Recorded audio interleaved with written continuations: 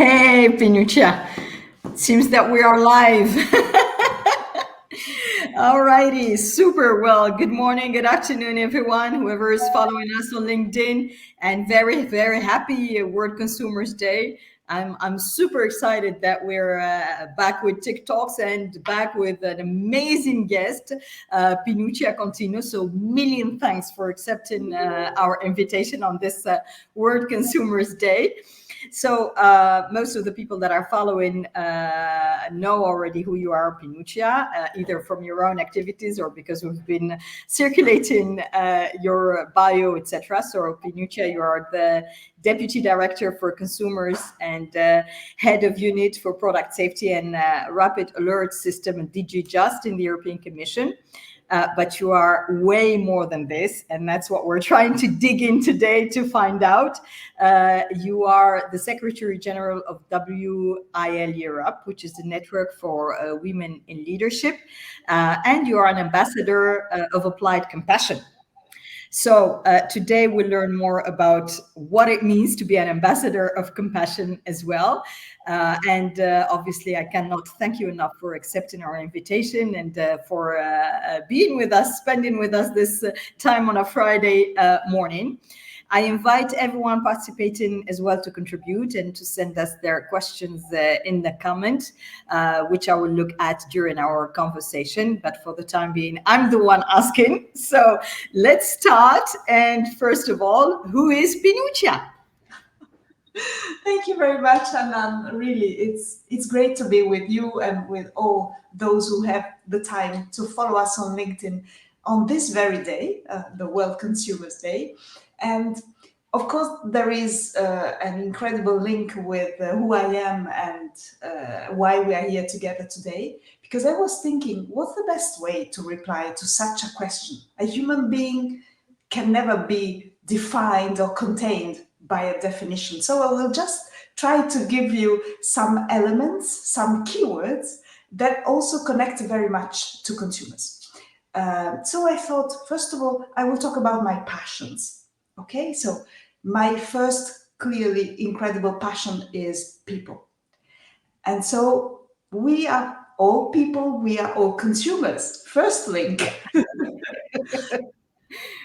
And of course, this passion has been, I would say, developing in Europe to start with, even though I don't forget the rest of the world. As you know, the international aspects of all that we do is very, very close to my heart.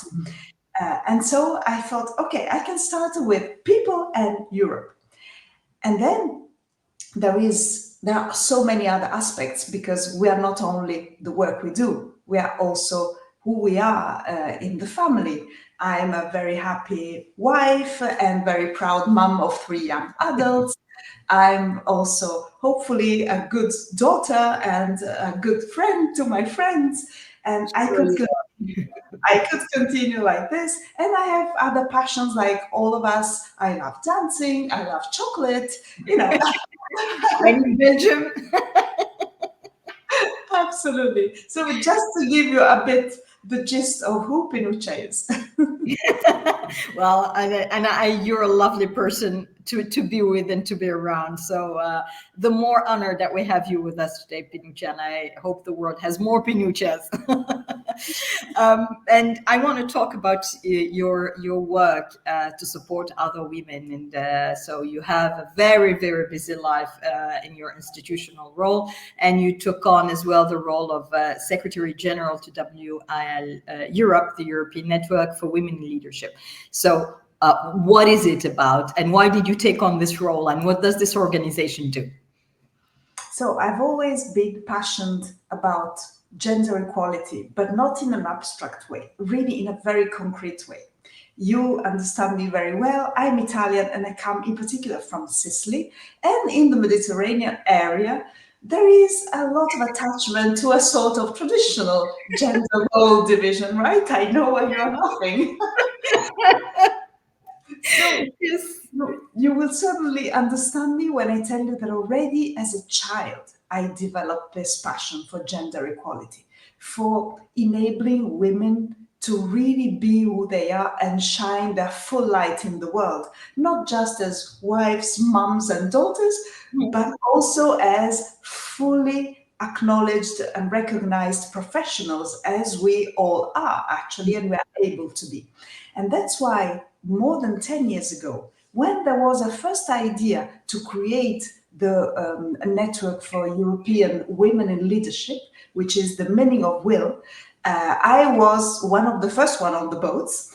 I jumped on the boat, and that's why I was appointed Secretary General. And what we do is not, I would say, propagating talk about gender equality, but organizing events where women talk about what they bring to society in all professional areas and aspects, and a leadership program for young talents, because we want to promote future women leaders. And I'm very proud of what we have accomplished and we continue to accomplish. And by the way, Will just held yesterday its annual assembly and gathering at Westminster Palace in London.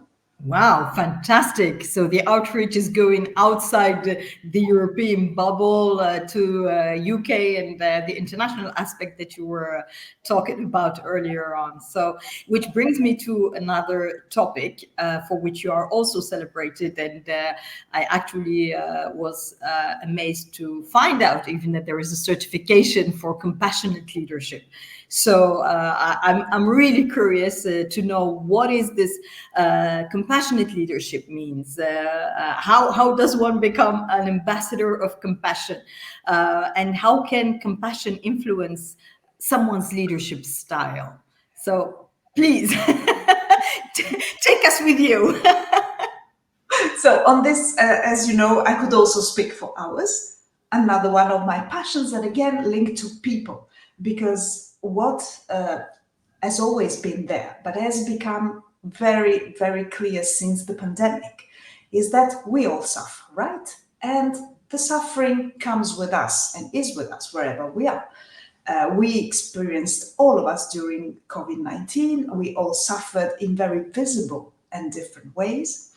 And when we are leaders, we are leading in a sector. We lead when we want to have impact to reach a certain goal, right? If we don't do it in a compassionate way, and being compassionate means doing all that we can to decrease that suffering, people cannot give the best of them. For me, it became quite obvious in 2020, 2021. And that's why I enrolled in the Stanford course that lasted 1 year, very deep and very much evidence-based on compassion, on applied compassion.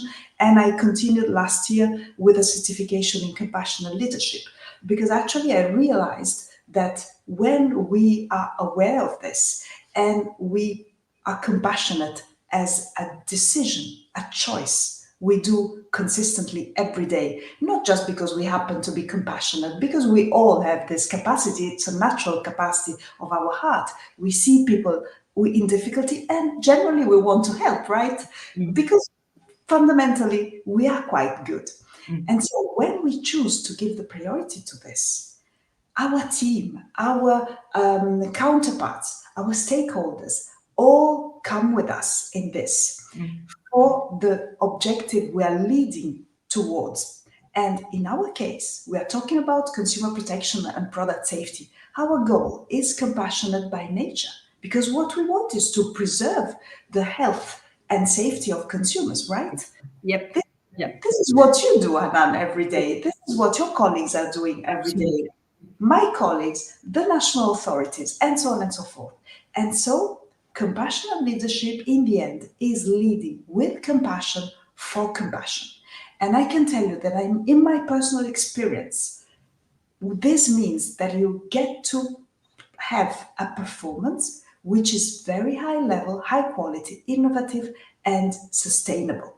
Because people know that whenever there is a problem, and we all may encounter a problem, unexpected or expected, it can be health, it can be family, it can be plenty of things, then you can count on the others. Yeah. And one thing I can tell you, as a leader, Generally, we hear about the loneliness of leaders. And I can assure you that since I've become aware and more aware of compassionate leadership, I've never felt lonely. I can always rely on my colleagues, on those who are with me working with the same compassionate goal. Yeah, that's fantastic. It's basically introducing the culture of having one's back into the organization. It's absolutely fantastic, and I really applaud this initiative, and especially that you managed to get it into the institutions, into DigiJust. And you were explaining that you guys have developed an HR program around this. That's absolutely fantastic, and a role model to be followed, specifically nowadays in the current context where we are living. We definitely need more compassion into our day-to-day life. So well done you, and well done DG Justice, which again, talking about safety and World Consumers Day, it is at the core of the work that you're doing at the European Commission. So you began focusing on product safety back in 2017. Over these 7 years, what has changed in terms of product surveillance? Do you see an improvement in the rates of the dangerous products that do make it into our shelves? Any good news on that front, or less good news? Absolutely. And actually, they're very, very fresh because yesterday, not later than yesterday, our commissioner, Mr. Renders, presented to the press the results of the Safety Gate in 2023. And guess what?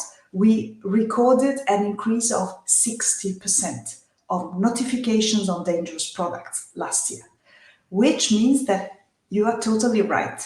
The work we have been doing together in a very determined and compassionate way is bringing its results. We are definitely protecting our consumers better. Of course, we can always do better, and we are working on plenty of fronts. As you know, we are working a lot with our authorities to support them and improve in their market surveillance results, methods, investigations, and so on. We are working with all the stakeholders, businesses, online marketplaces. We have the pledges so that we can go even further than what the law requires, based on what, in this case, online marketplaces can offer to do as voluntary commitment. And we work a lot with international partners, as you know, counterparts, jurisdictions, and international organizations, because we do believe in the EU that whatever we are doing for consumers, it's because we have very clear values. And here I want to recall Article 3.1 of the Treaty on European Union that says explicitly the Union has as a goal to promote peace, its values, and the well-being of its peoples. And when we do this, actually, we do it for Europe because our jurisdiction is Europe. But of course, we want it for the whole of humankind. We are all people.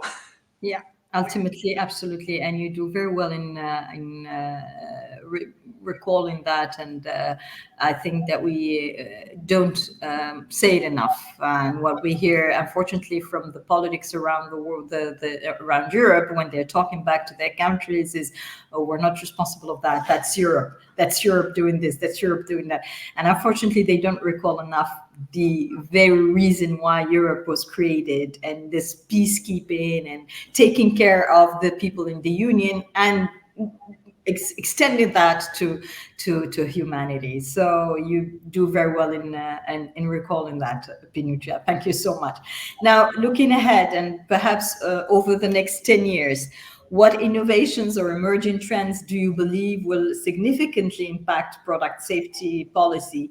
And how is the European Commission, jointly with other international institutions, preparing to address any challenge that you might think of? So we have managed in this last 7 years to put at the forefront the question of mental health. And I want to underline this because when in 2017 I started talking about this, everybody was looking at me as if I was coming from the moon, right? What is this? Product safety has always been about, hurt, burns, injuries, physical health, right? So first we discovered that already for decades, the World Health Organization had a very comprehensive definition of health that includes explicitly mental health. And the fact that now, through AI, through new technologies, more and more products actually are able to have an influence and an impact on our mental health in a very recognizable way cannot be left just to the side. This is becoming quite important and it will become more and more important. And I can tell you that now everybody's starting to reflect about this. And I'm very, very happy about that because this way everybody will be better protected. And for example, just to give a very concrete example, we have currently organized together with OECD a study on the consequences of new technologies and on mental health as far as product safety is concerned. And we should be able to have the results next year, but already to hear something about this at the first ministerial organized by the OECD on consumer protection and consumer policy, and then at the International Product Safety Week, our very baby, between 14th and 17th of October in Brussels. Yes, absolutely. I will be definitely looking forward to that contributing as well. I think it's a key topic. We have also addressed it at some point in TIC Council with OSHA. We're talking about mental health during COVID. We've done a webinar on that. You're absolutely right, and definitely looking forward to the results of the study with the OECD. And talking about OSHA and international organizations, last month you also attended the International Consumer Product Health and Safety Organization, ICFSO, the well-known ICFSO annual meeting, where you explore the crucial intersection of product safety and sustainability, which does include as well, to a certain extent, the societal dimension, and we can talk about mental or health issues under that dimension. So how does this new focus integrate with the EU General Product Safety Regulation?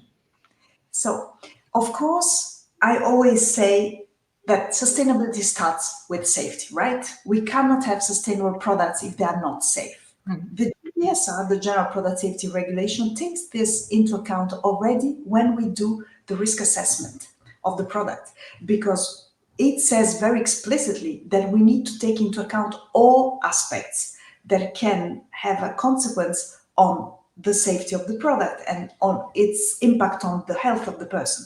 Because actually, in the end, when we have a consequence from the product on the environment, for example, there are many cases lately, and you can look at them also in SafetyGate concerning lead percolating in the environment, or containing cadmium or PFAS, and so on and so forth.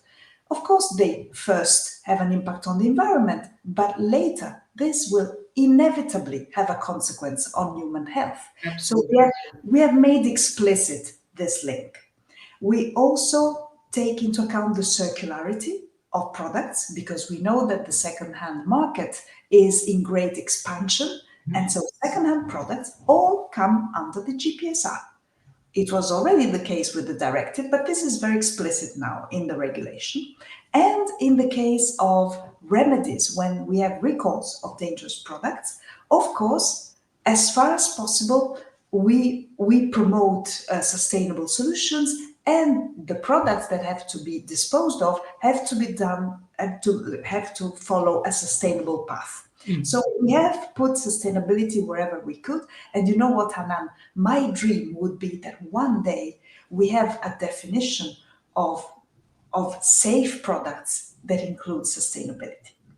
Yeah, that's a dream I absolutely share with you. And I think, safety needs to be at the core of sustainability and vice versa. It actually is. It just needs to be codified.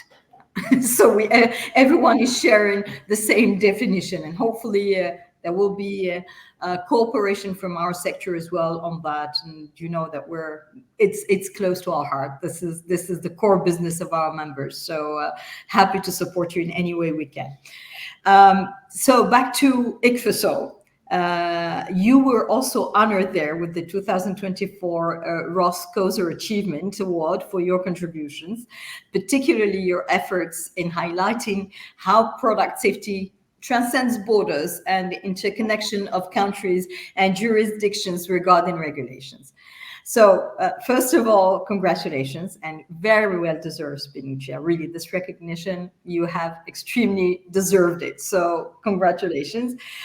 Secondly, in the context of a global cooperation and your engagement with the international organization, how do you see the involvement and cooperation of international stakeholders evolving? We are in a year of elections. Right. So, have you observed greater openness? Do you think this cooperation is going to bear more fruit? What's the forecast? And we're talking about a forecast here. Definitely, Hanan. And there again, I would bring also compassion into it, because the fact that we have been working in the last 7 years with a very open minded and open heart, taking into account that we're not just our roles, we're not just our hats, but we are people. And we all dearly want to make life better and the world better for our consumers.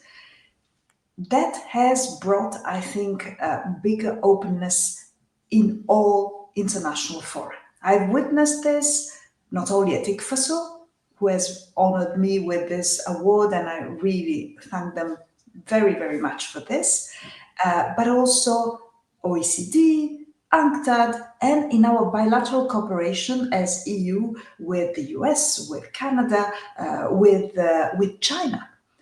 We have renewed or created from zero, from scratch, new administrative arrangements to be able to cooperate better and exchange more information on safe products, so that whenever we know about a dangerous product in one jurisdiction, the other jurisdiction is immediately informed and can take appropriate measures. So I do believe that this is a concrete improvement, and I'm totally certain, not only hopeful, that this will continue, because I can see every day the signs and the confirmation for this. It all comes from the way we work together.